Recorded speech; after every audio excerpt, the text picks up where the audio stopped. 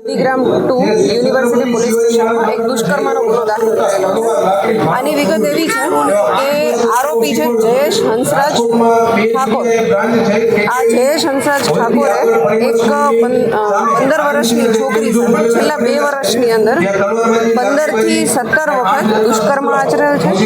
એને ગુજરાતી ફિલ્મમાં રોલ અપાવવાની લાલચ આપી અને પોતાની ઓફિસે બોલાવી અને છોકરી સાથે દુષ્કર્મ આચરેલ છે.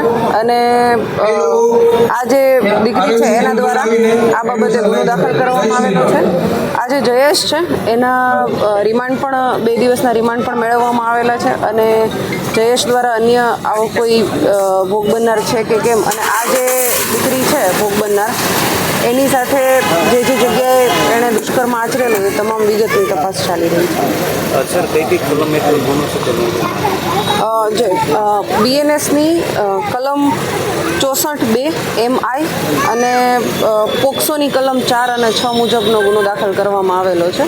જેમાં 16 વર્ષથી નાની દીકરી છે એની સાથે દુષ્કર્મ આચરવામાં આવે તો એમાં જે કલમ લાગતી હોય તમામ કલમ લગાવવામાં આવી છે. આરોપીને તાત્કાલિક અટક કરી અને એના રિમાન્ડ મેળવવામાં આવેલા છે. મેં કહ્યું એ રીતે કે ગુજરાતી ફિલ્મોમાં લાલચ આપી ગુજરાતી ફિલ્મમાં રોલ આપવાની અને દીકરીને એની ઓફિસે બોલાવી અને એની ઓફિસે અને સાથે એનું એક ફ્લેટ છે ત્યાં ફ્લેટે પણ બોલાવી અને એની સાથે દુષ્કર્મ આચરેલ. આ વ્યક્તિની બાકીની જે હિસ્ટ્રી છે એ બાબતની તપાસ ચાલુ છે. અને આ જે આરોપી છે એના વિરુદ્ધમાં અગાઉ 2016માં એક છેતરપિંડીનો ગુનો પણ દાખલ થયેલો છે.